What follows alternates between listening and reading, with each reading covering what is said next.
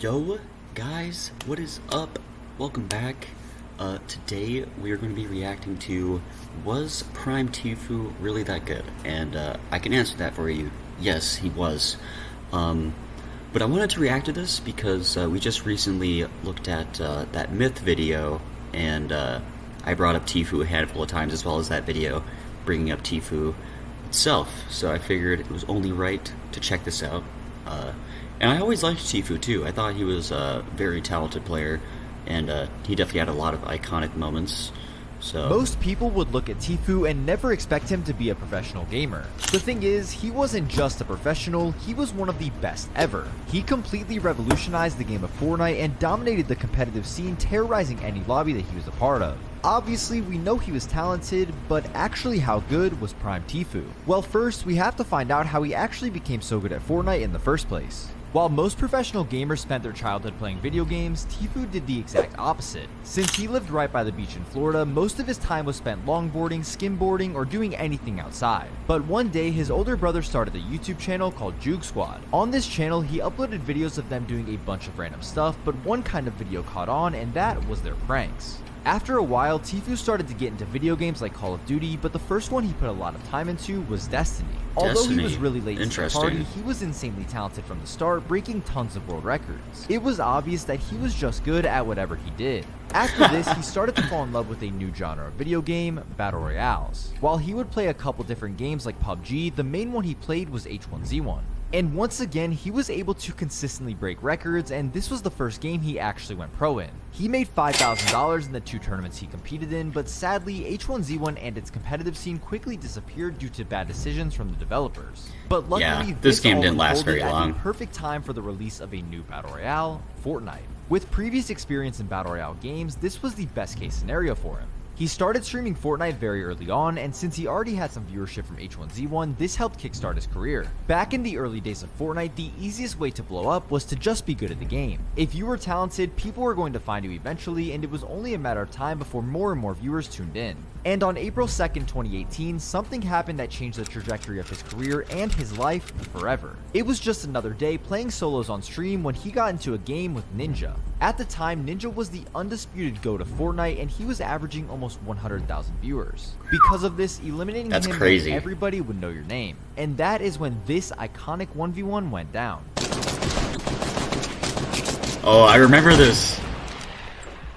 Once this happened, Ninja's viewers flocked to Tfue's stream and began to realize just how good he was. One of these people was FaZe Banks. Banks saw his potential and decided it would be a great idea to sign him to FaZe. Obviously, that didn't have the best ending, but we'll get to that later. I was gonna say that did not pan out very well. At the same time, Tfue went from averaging 300 viewers on Twitch to 10,000 overnight. From there, all of his social medias went crazy, and this was just the beginning. One thing separated him from everybody else, and that was how much he changed Fortnite as a whole. He was constantly discovering new exploits and using them in creative ways on stream. From the Tfue Peak, which was named after him, where you could shoot people without being seen, to destroying the entirety of Tilted Towers in 5 seconds, Epic Games had to release entire patches just because of him. Since it was less than a year after Fortnite's release, the game didn't have an established competitive scene. So this meant the way people would compete against each other was a kill race. Kill races were played 1v1 or 2v2, and they worked by having everybody ready up on the same team, and whoever got more eliminations would win. With the game's popularity and craving for real competition, the weekly $25,000 Friday Fortnite tournament was born. These featured 32 duos made up of the best players and biggest content creators in the world. Of course, Tfue fit in that category, so he received an invite to play. While he played the first one with Banks and didn't do too well, he decided to team up with Cloaksy for the remaining weeks. In their second tournament together, they cruised through the bracket, easily making it to the grand finals before facing off with none other than Ninja. The Tfue vs Ninja rivalry was just as massive as the low taper fade meme is today, so after the first 2 games, they were tied, so there was one more match to decide the winner. In the end, Tfue and Cloaksy went on to win, and this was just the beginning of their dominant run as a duo. After this, it was surprising to see him with any less than 30,000 viewers on Twitch, and his YouTube hit 1 million subscribers. By the way, 99% of my viewers are not subscribed, so please sub if you see this. They won 4 of the last 8 Friday Fortnite tournaments, and by this time, the competitive Fortnite scene was starting to develop. But right as this happened, Tfue randomly got banned. At first, nobody knew the real reason for this, so most people assumed he was cheating. I remember this now. That was not the case. I forgot about him getting banned. He actually bought an account so he could have OG skins. I forgot that was literally like his whole his whole thing was that he was the default skin. That was like his whole thing. Which was against Epic Games' terms of service. This could have been Really? the end of his entire career, but luckily he wasn't technically banned. If an account is found to be purchased, instead of being banned, it just gets deactivated. This means that he was able to make a new account and continue playing and competing in tournaments. Thankfully, this did not keep him from getting invited to the future competitions. The first real tournaments as we know today were hosted during the Summer Skirmish starting in July of 2018. The prize pools for these were absolutely ridiculous, with $1 million being given out each week. Tfue performed decently in these, but definitely not up to his standards. At the end of the Summer Skirmish competitions, there was a solo LAN event hosted at PAX West. Solos was his specialty, so most people expected him to win this. And when it came to his heat, he did not disappoint. That's exactly what he's going to do. Doesn't want to take too much fall damage, gets push the zone. He's in the bottom fighting now. Tfue gets another one. That's 5 elims. Makes it to top 3. 2 left. This is like just... I feel like Fortnite was just like one of those things that was just like you just had to be there. It's like the same thing with like Black Ops 2. It's just like you just had to be there. It was like a special moment that just like connected everybody. Not that many games do that anymore. But finals did not go as planned, with him finishing in 27th place. However, the fall skirmish would be a much different story, and this is where Tfue's prime truly began. The first week of the fall skirmish, he finished second in squads with Cloaksy, Zexro, and Creo. The second week of competition was a solo tournament with a $250,000 prize pool, and unlike the recent LAN, Tfue was not playing around.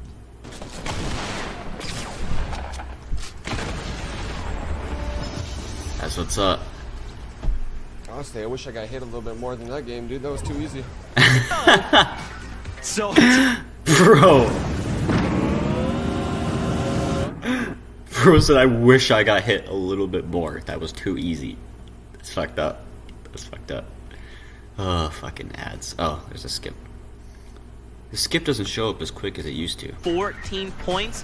So you're right, man. He maintains his point lead. There was another solo tournament 2 weeks after he won this one, and once again, he picked up the win. This time, it was by an even bigger margin, and it was basically agreed upon that he was the best player in the game, and by far. This was also before he completed his greatest career accomplishment. I feel like it was like without a doubt, even for me, like I'd say the first couple highlight videos of Tfue that I ever saw, I was like, okay, this person is clearly the best in the game.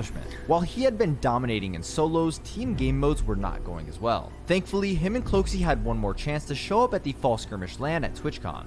This tournament had a $2 million prize pool, and 200 duos showed up to compete for it. Tfue and Cloaksy won their heat and qualified for finals, once again being the favorites to win. The duo had no plans of letting down everyone who believed in them. can't use his heals. Cloaksy ticking on down, just 20 health remaining, gets one. Who wound up winning it? Cloaksy's down on the low ground as well, I believe. They got it, they did! One.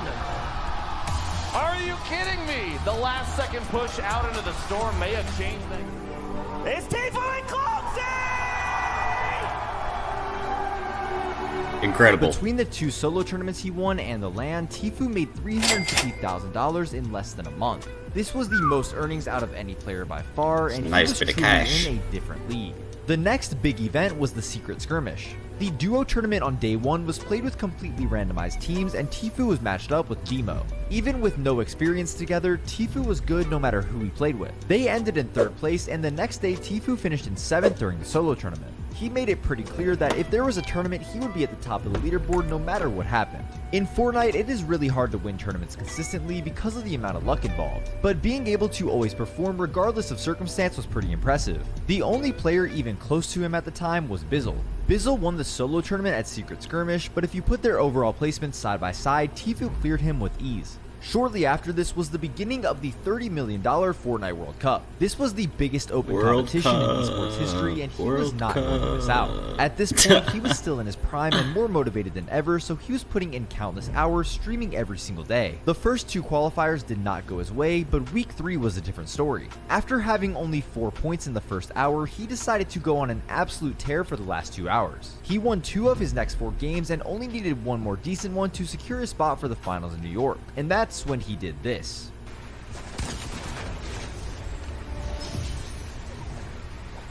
Easy dub. Dude, you Easy dub.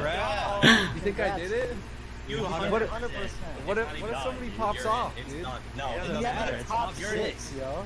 You've locked it in. Bro finished off with 69 points. Incredible.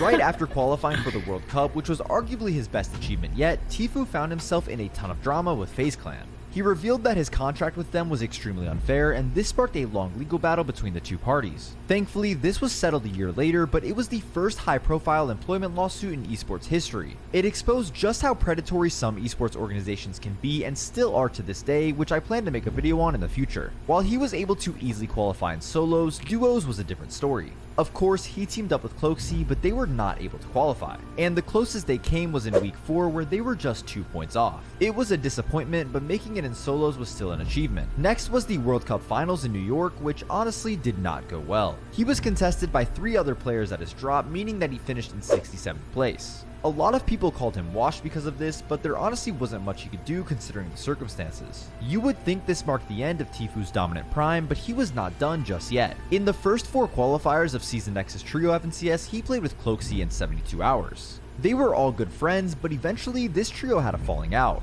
Although they weren't placing bad by any means, they were not winning, and that's all they wanted to do. Since Tfue was not confident in his team, he decided to leave them and play the last qualifier with Kanata and Fiber. Nowadays, Kanata is a household name, but back then nobody knew him, so everyone thought their chances of making the grand finals were non-existent. This brand new trio had one chance to place top 8 out of every team on the NA East region, and not only did they do that, they won the entire tournament. His decision to leave a team he was already guaranteed a spot in heats with was ballsy, but it ended up paying off.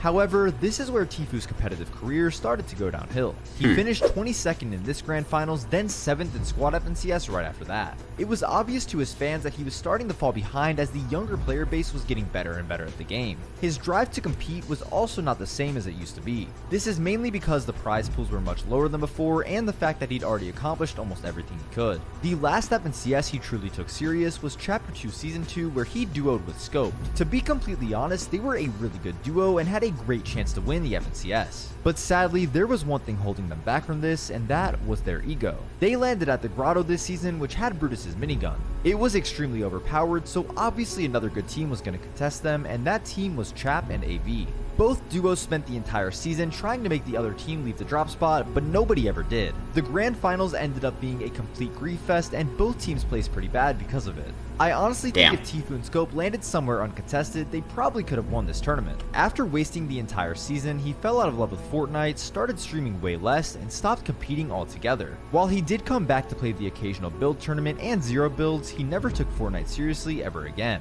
Now that we've summed up his career, I guess it's time to answer the question, how good was Prime Tfue? And it's pretty simple, he was the best player in the game. Like I said, from the beginning of 2018 to the middle of 2019, nobody came close to him. He had the most earnings, most consistent placements, and completely I think I said that again, like he was the best, on another level. Nowadays, Tfue is enjoying life, uploading the occasional vlog, and streaming games on Kick here and there. I think if he wasn't so successful when it came to content creation, there's a good chance that he would have been the greatest Fortnite player of all time. But making so much money changed his priorities and ruined his drive to compete. Epic Games was also making terrible decisions, especially with the competitive scene, and I won't even talk about how broken aim assist was back then. Regardless, he is one of the best players the game has ever seen. Let me know if you think anyone was better than him during his prime. I want to make more videos like this, so let me know who you want to see next in the comments. Alright, I hope you guys enjoyed this reaction, and make sure you check out their video in the description down below, as well as the other channel I'm part of called Break Time. And I will see you all in the next one. Peace out.